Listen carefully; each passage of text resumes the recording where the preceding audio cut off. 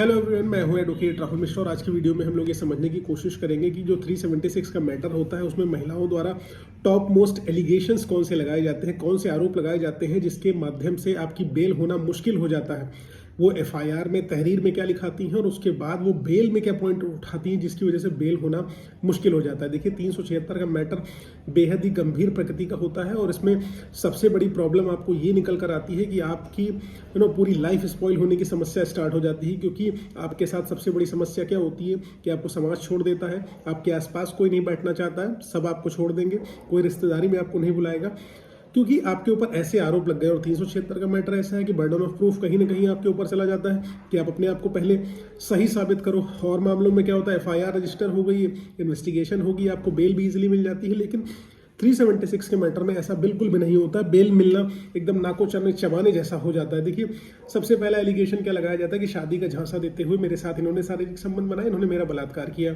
ठीक है, अब शादी का झांसा क्योंकि दे दिया है तो बिल्कुल है शादी उन्होंने करनी थी, इसलिए उन्होंने आपके ऊपर एलिगेशन लगा दिया कि जो है इन्होंने शादी का झांसा दिया, मेरे साथ शारीरिक संबंध बनाए और लगातार करते रहे। क्योंकि अगर महिला जाएंगी रेप का एलिगेशन लगाएंगी कि मेरे साथ रेप हुआ है 10 दिन 15 दिन पहले हुआ, तो उसमें प्रॉपर इन्वेस्टिगेशन होगी और उसमें प्रॉब्लमेटिक सिचुएशन कहीं ना कहीं उस महिला के लिए अराइज हो जाएगी कि उसके द्वारा जो है ये एलिगेशंस जो लगाए गए हैं वो प्रूफ हो जाएंगे या अनप्रूफ हो जाएंगे कि डिसप्रूफ हो जाएंगे। इसलिए डिसप्रूफ हो जाएंगे क्योंकि सबसे बड़ी बात ये आ जाएगी कि इमीडिएट बेसिस पर पुलिस इन्वेस्टिगेशन करने लगेगी, आसपास के सीसीटीवी फुटेज और जो है मोबाइल नेटवर्क्स और सारी डेटा को कलेक्ट करने की कोशिश करने लगेगी, तो उससे भांडा फूट जाएगा।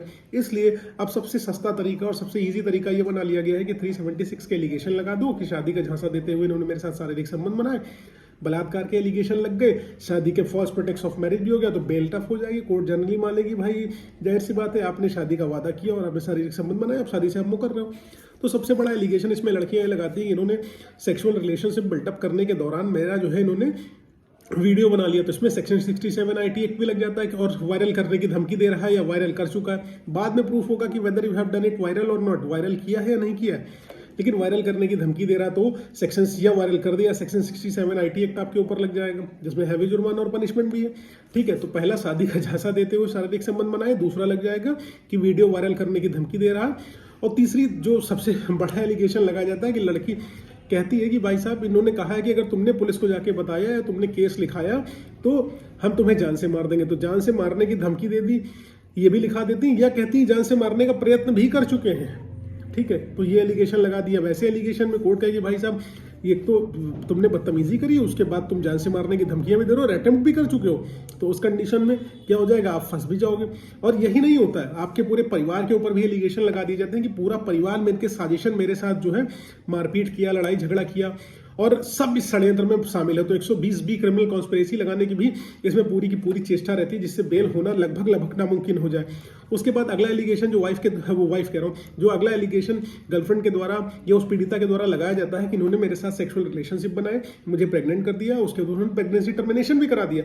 तो 313 के एलिगेशन लगा दिए जाते हैं ताकि आपकी जो है बेल होना मुश्किल हो जाए। क्वेश्चन तो भूल जाइए।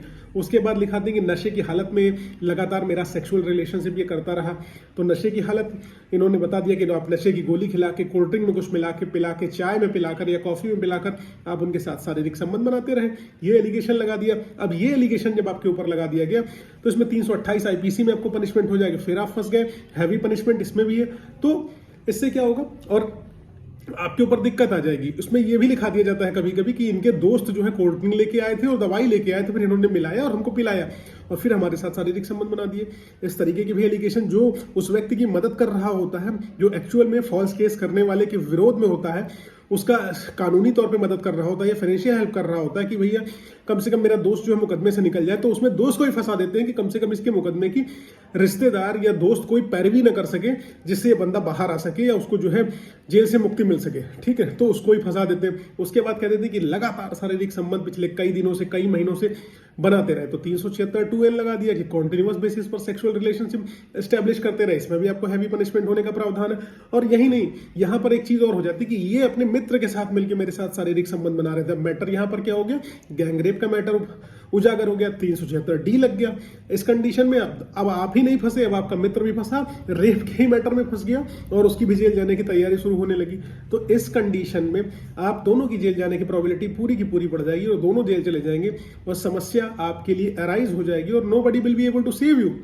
इसलिए जब भी ऐसी कोई एफआईआर आपके विरुद्ध होने की प्रोबेबिलिटी आपको लगती है कि ऐसा कुछ हो सकता है आपके खिलाफ, तो आपको इमीडिएट बेसिस पर उस लड़की के विरुद्ध, अगर वो उसने कोई गलत कृत्य आपके साथ किया हुआ है या कोई व्यक्ति जो आपके विरुद्ध लिखा है उसके विरुद्ध आपको डेफिनेटली एफआईआर लिखानी चाहिए, इन्फॉर्मेटरी पिटीशन डालनी चाहिए या अप्रोप्रिएट स्टेप लेने चाहिए, अथॉरिटीज को सूचित करना चाहिए कि आपके साथ ऐसा हो सकता है। कम से कम जब ऐसी कोई घटना कारित हो जाए तो अपने आप के लिए अरेस्ट स्टेप आने के लिए, गिरफ्तारी से बचने के लिए, एंटिसिपेटरी बेल के ग्राउंड्स क्रिएट करने के लिए आपके पास कुछ एविडेंस होने चाहिए, क्योंकि कोर्ट पूछेगी जब आपको बेल देना होगा या एंटिसिपेटरी बेल पानी होगी या आपको क्वेश्चनिंग में जाना होगा, तो कोर्ट पूछेगी आप ही क्यों, आखिरकार इस व्यक्ति ने आपके विरुद्ध झूठे मुकदमे लिखा है क्यों। तो कम से कम आप बता सकोगे कोई ट्रांजैक्शन था, कोई लेन देन था, ईगो था, दुश्मनी थी, कोई बवाल आपका पहले से चल रहा था। अगर आप ये सब चीजें एक्सप्लेन करने में सफल हो गए तो आपकी बेल या क्वेश्चनिंग में कुछ प्रोबेबिलिटी बनेगी अरेस्ट की। अदरवाइज आपके साथ क्या समस्या हो जाएगी कि आपकी अरेस्टिंग हो जाएगी, कैरियर चौपट हो जाएगा, नौकरी छूट जाएगी और घर बैठ जाओगे, जेल जाओगे, हैरेसमेंट होगा परिवार का भी और तुम्हारा भी।